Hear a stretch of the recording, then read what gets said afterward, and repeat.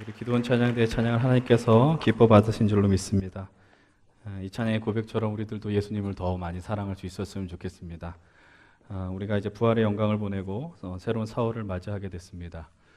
부활의 영광과 더불어서 우리의 자리들도 다시 다 복귀하는 것 같아요. 점점 뒤로 이렇게 우리 앞으로 나와서 이제 주님을 더 가까이 볼 수 있는 시간들을 좀 누렸으면 좋겠어요. 저희 교회 공간에 뒤에 에어컨이 이렇게 별로 시설이 좋지 않거든요. 뒤에 있거나 앞에 있거나 별 차이가 없습니다. 앞자리에 오신다고 뭐 덥고 이런 건 없는 것 같아요. 우리 옆에 있는 분들 보면서 이렇게 한번 인사해 보겠습니다. 혼자 벚꽃 보러 가도 우울해하지 마세요. 인사하겠습니다. 빨리 인사하세요. 혼자 눈물 흘리는 분들 계실 것 같아요. 또 이렇게 고백하겠습니다. 그래도 주님이 계시잖아요. 인사하겠습니다. 혼자 벚꽃 보러 가는 게 죄가 아니에요, 여러분들.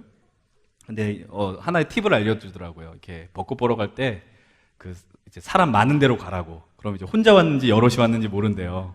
그러니까 막 쓸려가는 대로. 혼자 보든지 둘이 보든지 하여튼 그 하나님의 허락하신 이 자연들을 좀 많이 여러분들 누렸으면 좋겠어요. 여러분 세월이 빨리 간다 한탄하지 마시고 여러분 주변에 있는 그런 자연들을 많이 누릴 수 있었으면 좋겠습니다. 우리가 이제 지난달에 복음의 능력이라는 주제로 빌레몬서를 살펴봤습니다. 이 복음이라는 걸 통해서 한 사람이 어떻게 변화가 되느냐, 그리고 어떤 그 용서라는 위대한 영적 싸움을 감당하느냐를 우리들이 살펴봤습니다. 이제 4월부터 새로운 말씀 시리즈를 진행하려고 합니다. 제가 이제 웬만하면 설교 이런 타이틀에 영어를 붙이지 않는데 사람들한테 괜한 오해를 불러일으킬까 봐 해가지고요. 이 4월 달만 영어로 타이틀을 정했어요. 그 타이틀을 여러분들 유익 있게 봤다면은 아실 텐데 바로 Truth Speaks to Power라는 주제를 정했습니다. 사실 이 타이틀은 구약학자이고 설교학자인 월터 브루그만이라는 분의 책에서 이렇게 차용했습니다. 이게 제 머리에서 나온 게 아니라 표절한 건데, 이 책의 이 한글 번역본의 제목은 이래요. 뭐냐면은 진리가 권력에 말하다라는 거예요. 진리가 권력에 말하다. 여러분들 어떻습니까? 진리가 권력에 말한다는 말의 의미가 뭔 것 같아요? 죄송하지만 이 모니터가 너무 큰 것 같아서 좀 빼주셨으면 좋겠어요. 여러분, 우리가 진리와 함께 살아가는 자들이죠. 왜 그러냐면 진리가 누가 되시냐? 바로 예수님이 진리가 되어주신다라는 거예요. 이 땅에 많은 사람들이 그런데 그 진리 대신에 무엇을 추구하며 살아갑니까? 권력을 추구하며 살아가요. 힘을 추구하며 살아갑니다. 그리고 그 힘을 때로는 성공이라고 부르기도 하고, 또 그 힘이 있어야지 내가 행복할 수 있다라고 많이들 생각하는 것 같아요. 그래서 때로는 가끔은, 근데 때로는 가끔은 이라는 단어가 좀 무색할 수도 있습니다. 진리라는, 그리고 예수 그리스도와 함께 살아가는 우리들이요, 그런 좀 힘에 의해서 흔들릴 때가 종종 있다라는 것이죠. 여기서 흔들린다란 말의 의미는 그것들이 예수를 믿지 못하게 해, 이런 의미가 아니라 예수님이 구원자인 걸 우리가 알아요. 예수님이 우리의 주님이라는 것을 알아요. 그런데 어떻게 그런 권력과 힘들이 우리에게 다가오면은, 엄밀하게 말하면 이 영적인 부분이, 이 신앙적인 부분이 그런 힘의 유혹과 어떤 다가오는 것을 압도하지 못할 때가 많이 있다라는 사실입니다. 그래서 오늘부터 3주간의 시간을 걸쳐서 진리가 권력에 말하다라는 주제로 우리가 말씀을 나누려고 합니다. 오늘 말씀을 본격적으로 나누기 전에 한 가지 이미지를 보여드리고 말씀을 시작하려고 합니다. 한번 준비되셨으면은 그 이미지를 한번 보여주셨으면 좋겠어요. 아니면 포스터라도 보여주시길 부탁을 드리겠습니다. 여러분들, 이게 이번 달 4월 설교의 어떤 주제의 이미지였습니다. 여러분들 그 이미지를 보면서 어떤 걸 의미하는 것 같아요? 저 이미지가 뭐가 담겨 있죠? 아는데 대답을 안 하는 여러분들 참 겸손하신데, 그래도 한 번쯤 대답해 주셔도 괜찮을 것 같아요. 뭐죠? 저기가 두 사람이 있어요. 남자같이 생긴 사람은 누굴까요? 여자같이 생긴 사람은 하와. 저기 조그만 빨간 열매는 뭘까요? 근데 왜 대답을 안 할까요? 성가대가 이렇게 좀 해주셔야 돼요. 이 사람들이 안 하면은. 여러분들, 창세기 3장에 나오는 이야기입니다. 우리가 엄밀하게 말하면 선악과라고 이야기하지 않고, 이제 그만 보여주셔도 될 것 같은데, 선악을 알게 하는 나무의 열매다라고 이야기하죠. 정확하게 이야기를 하면. 근데 그 나무 앞에서 그 열매를 먹었던 하와, 그리고 그 열매를 권하는 그 하와가 권하는 앞에 그 받으려고 하는 아담이 있는 장면이 그려져 있습니다. 이 장면을 모르는 분들은 없을 겁니다. 그런데 왜 그렇다면 이 이미지를 4월 설교 주제의 이미지로 차용했느냐? 이제 여러분들이 지금 말씀을 들을 때 여러분들의 그 생각들, 뇌세포들을 부지런하게 작동을 시키셔야 돼요. 이게 선악과와 권력이 그게 무슨 상관이 있느냐라는 거죠. 여러분들, 아담과 하와가 있었던 곳을 우리는 무엇이라고 부릅니까? 바로 에덴 동산이라고 부릅니다. 여러분들, 에덴 동산은 하나님 나라의 원형이라고 그래요. 그럼 하나님 나라의 의미가 뭐예요?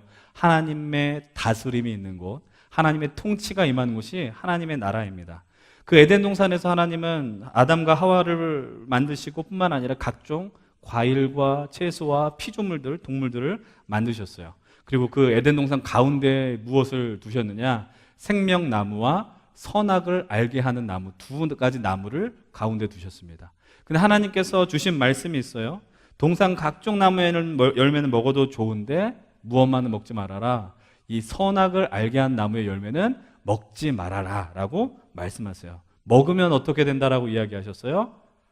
정령 죽으리라. 이제 이전 성경엔 정령 죽으리라, 그리고 지금은 반드시 죽으리라 라고 기록이 되어 있어요. 여러분들, 우리들이 이들의 결말을 잘 알고 계실 겁니다. 이들은 결국 이 손대지 말아야 될 선악을 알게 한 나무의 열매를 먹게 됩니다. 그리고 에덴 동산에서 추방당하게 됩니다. 많은 사람들이 이 사건을 두고 이런 생각을 합니다. 이거는 어릴 때부터나 뭐 예수님을 어렸을 때 믿은 사람이나 나중에 믿은 사람들이나 신앙이 좀 더 더해졌을 때 거의 대부분 이 의문점을 갖는 것 같아요. 왜 하나님께서 선악과를 만들어서 인간을 힘들게 하십니까? 라는 질문이에요. 여러분들 그런 질문 생각해 보신 적이 없으십니까? 그런 것들을 우리가 보통 많이 해요. 그것을 만들지 않았으면 우리가 에덴 동산에서 참 행복하게 살았을 텐데, 에덴 동산에서 우리가 정말 즐겁게 아무것도 안 입고 살았을 텐데, 뭐 이런 거 생각해 보지 않으셨습니까? 여러분들, 근데 하나님께서 우리들을 힘들게 하기 위해서 이 선악과를 만들었다는 말에는 동의할 수가 없죠. 아니, 이 에덴 동산의 선악을 알게 한 나무, 이 열매가 정말 우리 인류의 재앙을 초래하였느냐라는 것에 대한 어떤 명제에 대해서 우리는 동의할 수 없다라는 겁니다.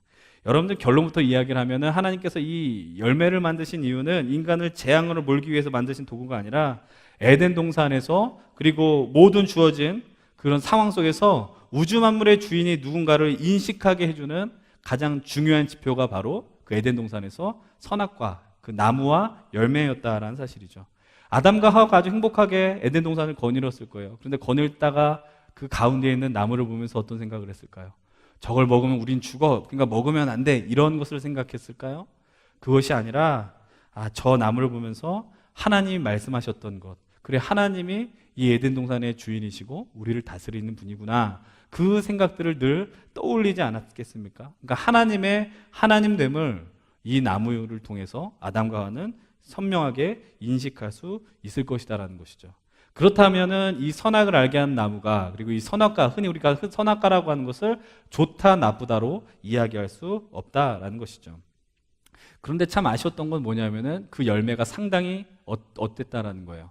유혹적이었다는 거예요. 되게 먹고 싶은 마음이 드는, 그런 마음이 드는 유혹적인 도구였다라는 것이죠.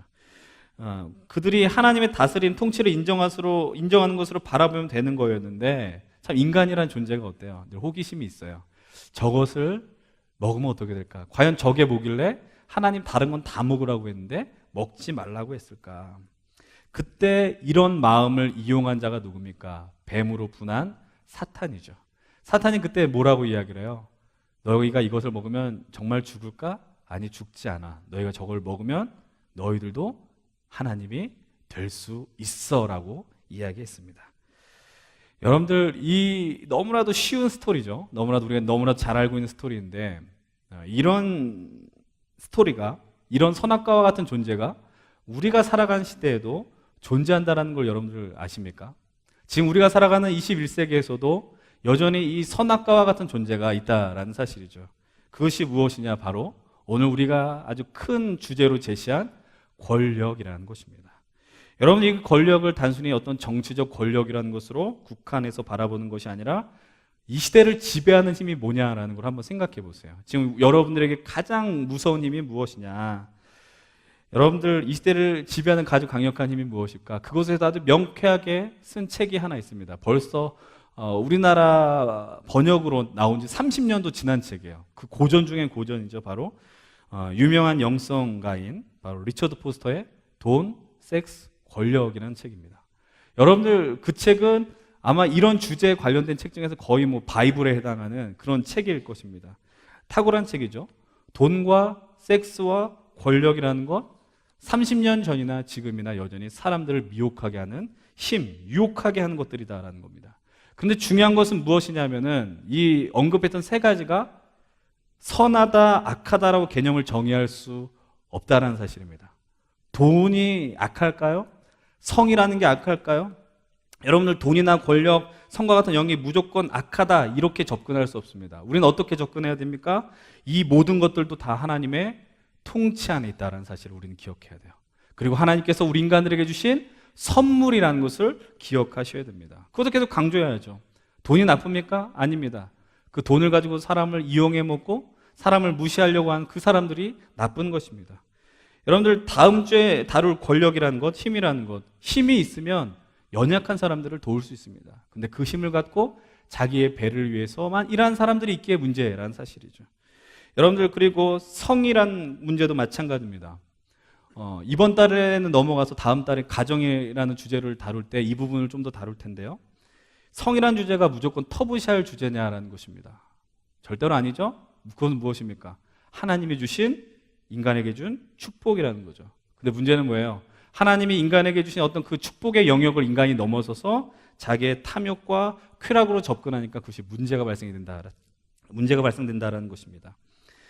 그래서 오늘 우리들이 말씀을 나눌 때 가이사의 것은 가이사에게만이라는 주제로 말씀 나눌 건데 오늘 특별히 이렇게 우리가 접근할 주제는 기독교와 정치라는 것입니다. 사실 오늘 이 주제는 되게 민감할 수도 있지만 그러나 제가 아주 간략하고 아주 심플하게 접근하려고 합니다. 우리가 오늘 읽은 성경 본문의 이야기를 나누고요. 그 다음에 그렇다면 이 땅에 그리스도인을 살아가면서 이 정치라는 것을 어떻게 생각해야 될까? 이것을 좀 고민해 보려고 합니다. 여러분들 뭐 이런 얘기가 있더라고요. 사실 뭐 미국에서 식사를 할 때에 언급해서는 안 되는 주제 두 가지가 있는데 그중 첫 번째는 종교 이야기고 두 번째는 정치 이야기라는 거예요. 근데 오늘 우리는 종교 이야기도 하고 정치 이야기도 다 해요. 나름 뭐 부담될 수도 있고 그리고 일단 정치라고 하면은 막 선입견을 갖는 분들이 우리나라 사람들 중엔 되게 많이 있습니다. 그런데 제가 자신 있게 말씀드릴 수 있는 거는 제가 누군가에게 여기서 오해를 살 만큼의 그런 설교를 이렇게 멍청하게 하지 않는다라는 사실이에요.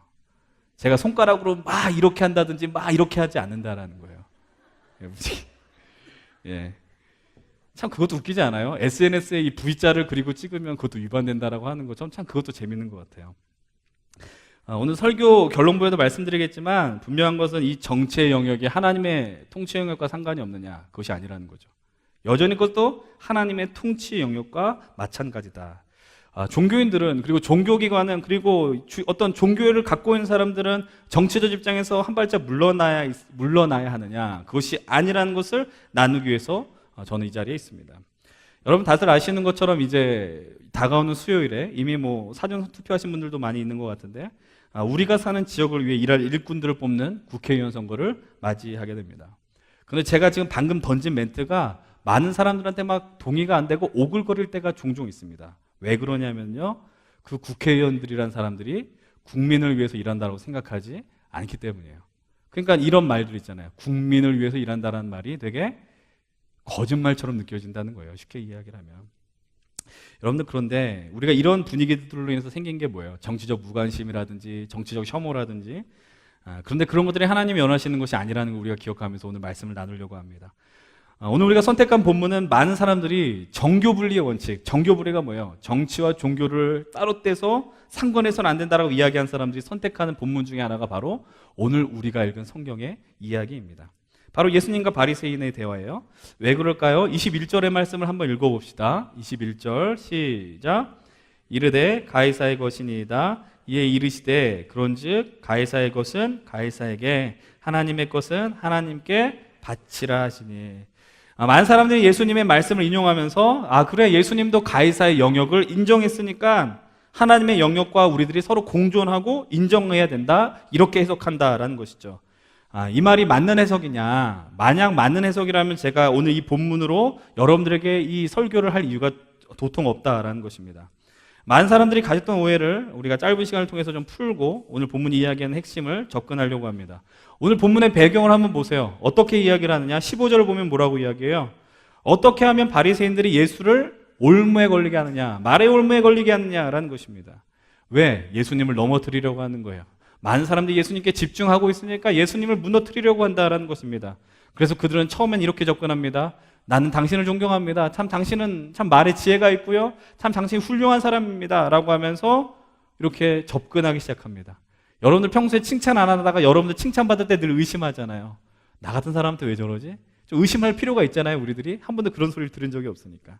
근데 여러분들 그들의 본심을 담은 질문이, 그 회심의 질문이 17절을 통해서 발견되게 됩니다. 우리 한번 17절도 같이 한번 읽어보겠습니다. 시작. 그러면 생각에는 어떠한지 우리에게 이르소서. 가이사에게 세금을 바치는 것이 옳으니까 옳지 않으니까, 이렇게 이야기를 합니다. 이게 왜 회심의 질문일까요? 왜 이게 그들의 본심, 예수님을 올무에 넘어뜨릴 수 있는 질문일까요? 이해되지 않는 분들을 위해서 간략하게 얘기한다면 이 질문에 예수님이 그래 가이사에게 세금을 바치는 것이 옳지 않아라고 만약 대답하면 어떤 일이 발생이 됩니까? 예수님께서 그 로마의 통치를 정면으로 거부한 것이기 때문에 예수님은 그 현장에서 체포될 수 있는 거예요. 로마법에 의해서 다스릴 수 있다는 것입니다.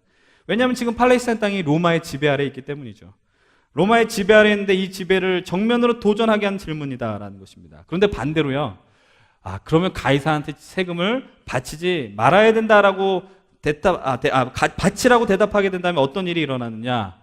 그 유대인들이 식민 지배를 받으면서 로마의 통치, 그리고 이 로마 황제에 대한 이 강한 거부감을 갖고 있는데, 만약 그런 상황에서 세금을 내라고 한다면 지금까지 예수님을 따르고 있었고 지지했던 그 사람들이 예수님을 하루아침에 등 돌리고 비난하고 외면할 수 있었다라는 사실입니다. 당연히 예수님은 그런 것을 휘둘릴 뿐이 아니죠. 그러나 이 질문의 중요한 포커스는 뭐였어요? 예수님을 무너뜨리려고 하고 예수님을 넘어뜨리려고 하는 것. 그때 예수님이 하시는 일이 무엇입니까? 첫 번째는 그들을 꾸짖으셨죠. 마음이 악하다라고 혼내셨습니다. 그리고 아마 세금을 낼 돈이었는지 이렇게 작은 동전 하나를 갖고 오라고 말씀하십니다. 그리고 예수님은 늘 특기가 뭐예요? 질문을 받으시면 다시 질문을 던지시지 않습니까? 그 질문이 무엇입니까? 20절의 말씀을 함께 읽어보겠습니다. 20절 시작. 예수께서 말씀하시되 이 형상과 이 글이 누구의 것이냐라는 거예요.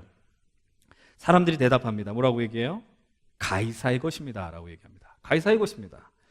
여러분들 이 동전에 누구의 그림이 있어요? 로마 황제의 그림이 있습니다. 그리고 그 안에 어떤 문구가 기록되어 있느냐? 이런 문구가 기록이 되어 있다는 겁니다.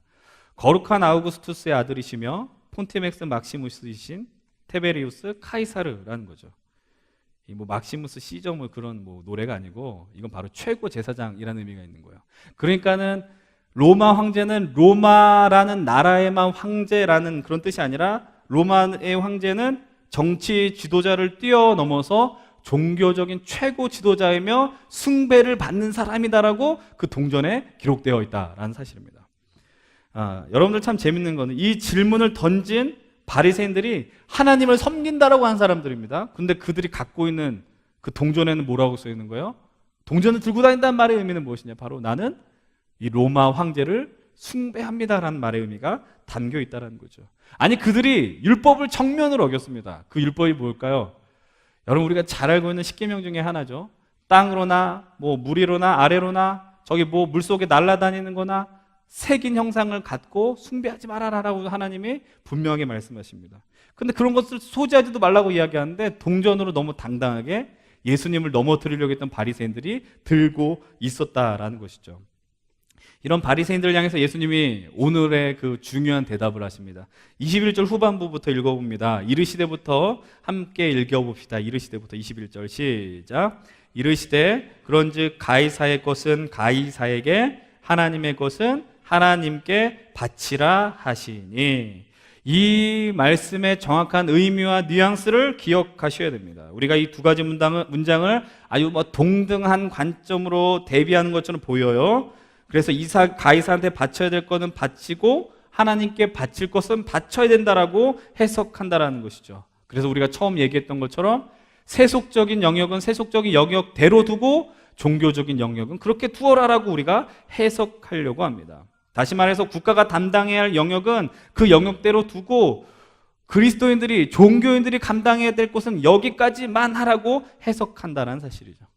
근데 다시 한번 말씀드리지만 이것이 온전한 해석이냐? 그것이 아니라는 사실입니다.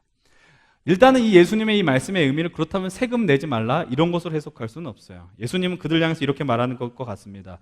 너희들이 가이사의 화폐를 사용한다는 것은 너희들이 지금 국가가 누린 혜택을 누리고 있다는 것을 누리고 있다는 것과 동일하다고 해석하신 겁니다. 그래서 마땅히 낼 세금 있으면 내라라고 이야기하시는 거예요. 근데 예수님의 포커스는 앞에 있지 않고 뒤에 문장에 아주 분명하게 기록이 되어 있습니다. 그것이 무엇이세요?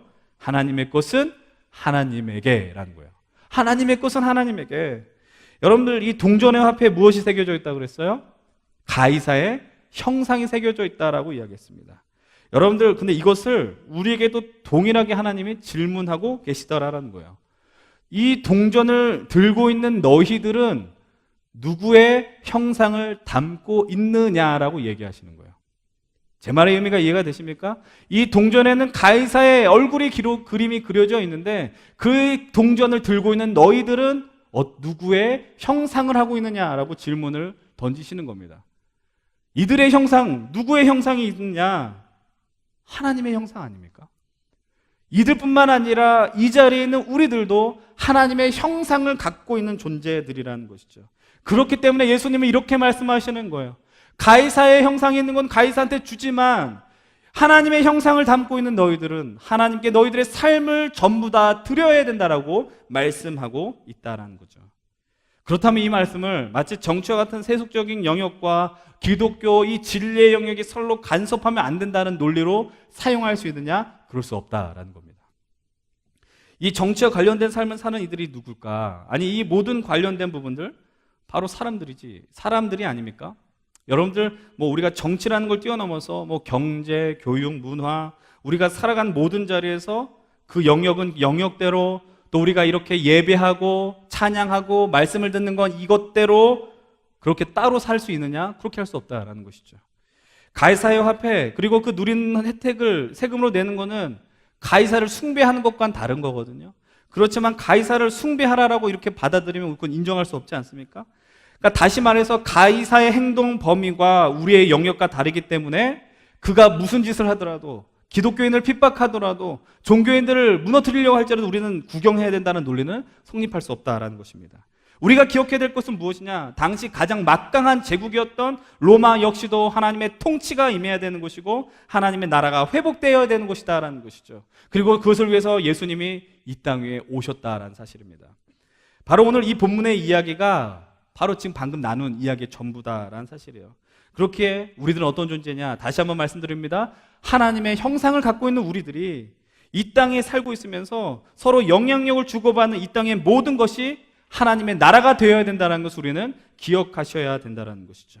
그렇게 정치와 국가가 감당한 일에 우리가 깊은 사고를 하지 않고 대충 살아가는 것, 그냥 그래, 그 정치는 정치대로 가고 권력은 권력대로 가고 나는 여기서 고매하게 나의 신앙을 지킬 것이다라고 하는 것은 인정할 수 없다라는 것입니다.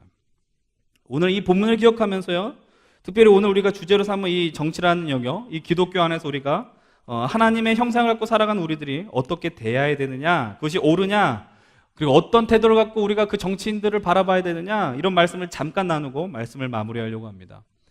여러분들 질문을 던지려고 할게요. 질문을 던져볼게요. 여러분들 정치라는 것이 여러분들의 인생하고 연관이 있는 것 같아요? 아니면 연관이 없는 것 같아요? 감사해요. 네. 전혀 난 상관이 없어. 나는 기호 1번이 누군지도 몰라. 나는 지금 새누리가 아직도 나는 민자당인 줄 알고 있어. 이런 사람들 있습니까? 민자당은 너무 멀리 갔군요. 제가 신한국당 이 정도 했었어야 되는데. 예. 여러분들 근데 정치와 관련된 격언 중에 이런 격언이 있습니다. 모든 것이 정치지만 그러나 정치가 전부는 아니다. 이런 유식한 말이 있어요. 예. 놀라셨죠, 여러분들? 예. 모든 것이 정치지만 그러나 정치가 전부는 아니다.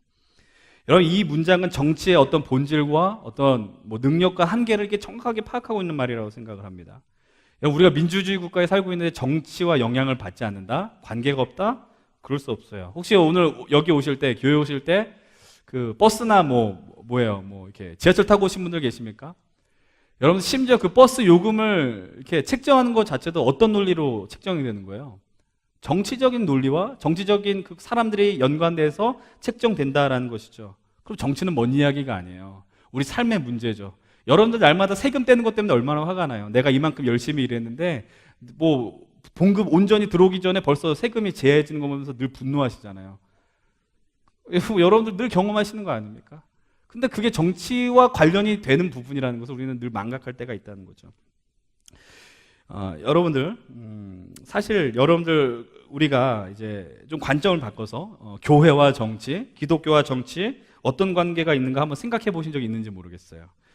여러분들, 세상에 많은 사람들이 이렇게 교회는 세상 일에 너무 많은 관심을 쏟으면 안 된다라는 게 생각을 합니다. 그렇게 말하는 사람들이 있는데 의외로 솔직히 말해서 한국 교회가 좀 정치적인 일에 좀 지혜롭지 못하게 대한 일이 너무나도 역사적으로 많이 있었습니다.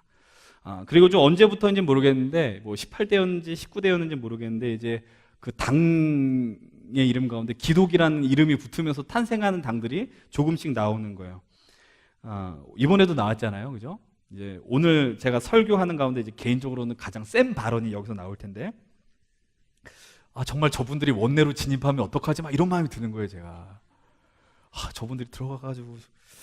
여러분, 아니, 이런 말을 하는데 이율배반처럼 느낄 수 있어요. 아니, 정치에 관심을 쏟으라고 당을 만들었는데 왜 또 들어가면 안 된다, 막 이러느냐? 또 어떤 사람들은 이런 얘기를 해요. 유럽에는 뭐 기독자 들어간 뭐 기민당이라 그래서 기독민주당이라는 당이 있지 않습니까? 근데 여러분, 근본 자체가 다르잖아요. 태생이 다르잖아요. 유럽은 기독교라는 어떤, 그거는 뭐 종교를 떠나서 한 문화하고 가치란 말이죠. 거기서 벌어지는 일들, 그런 정당과 우리나라에서 벌어지는 어떤 이 종교와 관련된 당은 전혀 의미가 같을 수 없다라는 것입니다. 사실은 좀 더 센 이야기를 할 수 있는데, 그래도 어떤 사람은 이제 설교 끝나면은 목사님 오늘 밋밋했어, 이런 분들도 분명 있을 수 있어요. 그렇지만 아까 얘기한 것처럼 제가 그렇게 멍청하지 않기 때문에 최대한 부드럽게 하려고 해요. 오늘 좀 그것을 뒤로 하고요. 그렇다면 과연 이 시대 그리스도인으로서 우리가 하나님을 믿는 사람으로서 이 정치라는 거에 대해서 어떻게 대해야 될까? 일단 좀 피해야 될 태도에 대해서 말씀드릴게요. 피해야 될 태도. 어떤 태도가 있느냐? 첫 번째는 이겁니다. 우리가 세상과 구별되어야 되기 때문에 우리는 정치 같은 세속적인 영역과는 분리되어야 된다. 이렇게 하는 분들이 종종 있다라는 것이죠. 이미 뭐 그 부분에 대해서 충분히 설명했기 때문에 이해하리라 생각을 하는데, 성경에서는 늘 말씀하시는 게 뭐예요? 우리를 향해서 세상에 속하지 말아라, 막 이렇게 얘기한단 말이죠. 근데 또 다른 부분에는 성경이 뭐라고 기록되어 있어요? 세상을 사랑하라. 하나님조차도 뭐라고 그래요? 세상을 이처럼 사랑하사. 말이 이게 안 맞는 말 같습니까? 아니요. 여러분들, 이 말의 의미는 뭐냐? 너희들이 세상의 가치와 힘의 논리를 거부해라.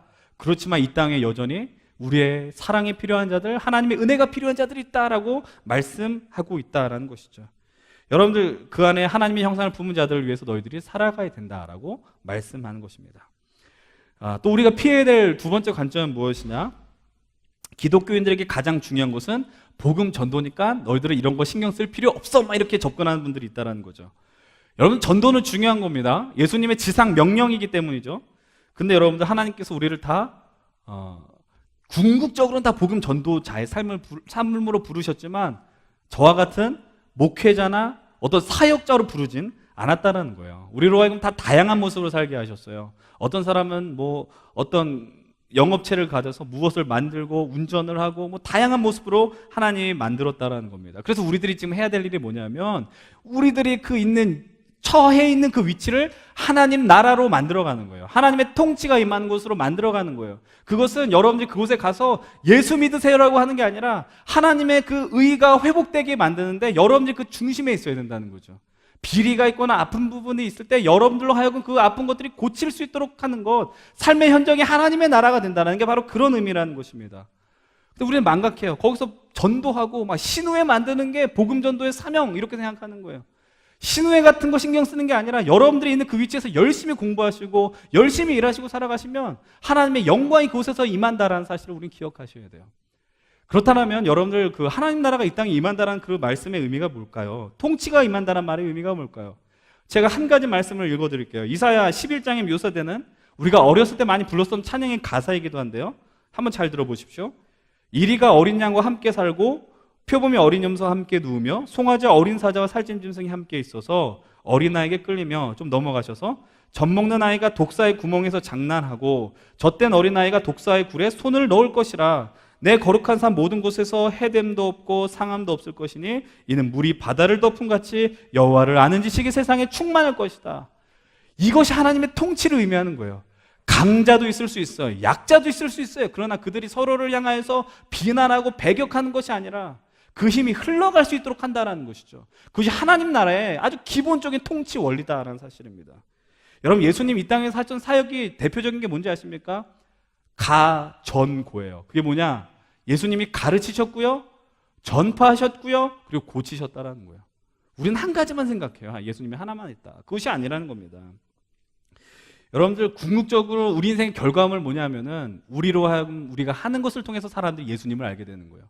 그게 복음 전도자의 삶이지, 이걸 또 오해해서 들으시지 마시고요. 그냥 내가 가서 뭐 전도지 주면서 사형님 뭘 들어보셨습니까? 이것도 가치가 있지만 이것만이 복음 전도는 아니라는 겁니다. 또 우리가 이런 생각을 가진 분들이 있습니다. 세 번째로, 정치는 더러운 영역이니까 관심을 가져서는 안 된다.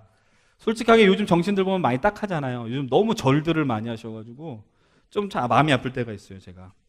근데 이런 식의 논리가 틀린 이유는 뭐냐면은 정치만 더러우냐. 아까 우리가 얘기했지만 여러분들, 정치가 더러운 게 아니라 정치를 하는 사람들이 나쁜 거죠. 돈이 더럽습니까? 돈을 악하게 쓰는 사람이 나쁜 거 아닙니까? 여러분, 우리가 그런 걸 되게 착각할 때가 많이 있다라는 거예요. 지금 우리가 살아간 모든 것들이 딱 그래요. 여러분들, 이 땅에 인간이, 하나님이 처음 모든 걸 만들었을 때 악하게 만든 건 하나도 없었어요. 아까 우리가 처음에 봤었던 그 그림, 에덴 동산에서 인간의 그 죄가 들어옴으로 말미암아 하나님이 만드셨던 그 원형들이 다 깨져버렸기 때문이죠. 그러니까 우리가 그것을 뭘 해야 돼요? 회복시키는 것을 해야 되는 사람들이라는 겁니다. 네 번째로는 이런 논리들도 있어요. 하나님이 믿지 않는 사람들하고 멍에를 맺지 말라 그랬는데 현실 정치에는 어쩔 수 없이 비기독교인들하고 만나야 되니까 정치엔 관심 쏟지 마, 이런 태도도 있다는 거죠.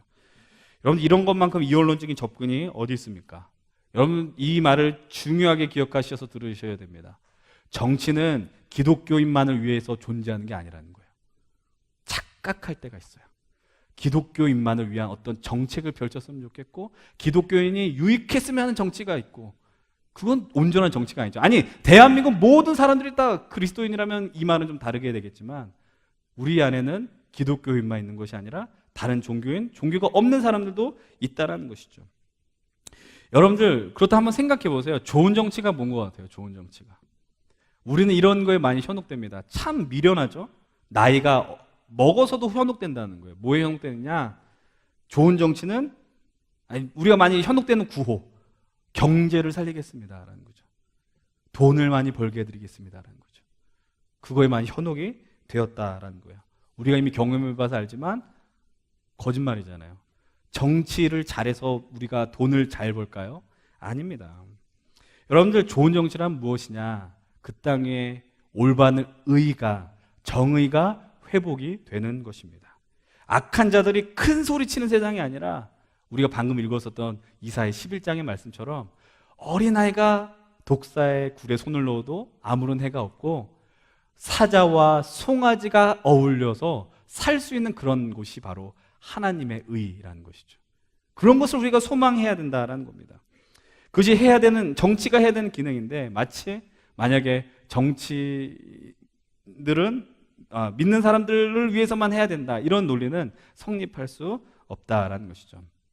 오늘 우리가 말씀을 놓고 기억해야 되는 것은 이것입니다. 하나님께서 어느 한 영역만의 하나님이 아니라는 것을 기억하십시오. 하나님은 잠실교회만의 하나님이야. 이런 분들도 있을 수 있거든요. 저는 저 교회만 부흥하는 거 보면서 막 질투가 나는 거예요. 하나님, 저 교회 사람들이 많이 가는데 저 교회에 좀 어떤 이상한 사람이 있어가지고 발걸음을 잠실교회로 틀게 해주세요. 이런 사람들이 있다라는 겁니다. 여러분, 그게 얼마나 미련하고 악한 생각이냐라는 것이죠. 하나님은 어느 한 공간에만 제한되신 하나님이 아니라는 거예요. 하나님은 이 예배당에 갇혀 계신 분이 아닙니다. 온 세상을 통치하시고 다스리시며 주인이 되시는 하나님이라는 것이죠. 우리가 볼 때 이런 부분까지 정말 이런 정치라는 것까지 이 강단에서 이야기해야 되느냐? 이야기해야 되죠. 왜 그럴까요? 망가졌으니까. 무너졌으니까. 그냥 우리는 좋은 얘기만 해주세요. 여러분, 그게 온전한 태도가 아니라는 사실이에요. 여러분, 하나님은요, 이 대한민국의 정치가 회복되길 간절히 원하고 계세요. 하나님은 이 땅 위에 무너진 가정들이 회복되길 간절히 원하고 계세요. 하나님은 이 땅 위에 악한 것들이 깨지길 너무나도 바라고 있다는 것이죠. 그렇기 때문에 이 정치라는 것을 세속적인 거야 라고 그냥 가볍게 터부시할 수 없다는 사실입니다. 여러분, 이 땅에 온전한 정치가 이루어지게 된다면 그것은 나와는 전혀 상관이 없는 일일까요? 아니죠. 우리에게도 분명한 혜택이 있겠죠. 근데 이런 반대로 우리가 무관심하게 정치를 바라보게 되면 어떤 일이 일어납니까? 이런 많은 젊은 세대들이 보였던 무관심이 이 땅의 정치를 얼마나 망가뜨렸습니까? 하나님께서 분명 우리로 하여금 이 땅에 정치적인 존재로 살게 하셨음을 기억하셔야 돼요. 정치적 책임이 있다는 사실입니다. 그렇다면 그 책임을 감당하기 위해서 우리가 가져야 될 기본적 가치가 뭘까? 이겁니다. 기독교인으로서 정치에 관심을 갖는다는 것은 교회와 기독교의 이익을 대변하기 위함이다라고 생각하는 분들이 종종 있습니다. 근데 그게 아니라는 거예요. 그렇게 생각하면은 다 망하게 돼 있어요. 정말 설령 어떤 신앙이 좋은 분이 나는 신앙으로 이런 정책을 펼쳤습니다. 교회를 위해서 했습니다. 반드시 여러분들 시대에 보게 될 거예요. 사람들은 기독교와 교회를 외면하게 될 거예요. 여러분, 그런 접근은 얼마나 바보 같은 일인지 모릅니다. 여러분들, 하나님께서 정치를 통해 어떤 역사를 하셨는지 성경을 잘 읽어보십시오. 성경에 등장하는 수많은 사람들이 하나님의 말씀 붙들고 어떻게 살았는지 보십시오. 율법서와 선지서를 바라보면 더 선명하게 발견할 수 있습니다. 하나님은 강자에 의해서 약자가 억압받는 것을 못 견디는 하나님입니다. 자신의 힘을 자신을 위해 사용하는 것에 분노하시는 하나님입니다. 수많은 사람들이 정치적 영역에서 활동했어요. 대표적인 사람이 누가 있습니까? 요셉도 있습니다. 다니엘도 있고요. 느헤미야도 있습니다. 아니, 사실 여러분들 수많은 선지자들이 이 타락한 시대를 향해서 외쳤다는 걸 우리는 기억해야 된다는 것이죠. 세례요한, 예수님의 오실 길을 예배했던 그 세례요한조차도 그 시대에 악행을 저질렀던 헤롯을 향하여서 비난하다가 순교했다는 걸 우리는 기억하셔야 됩니다.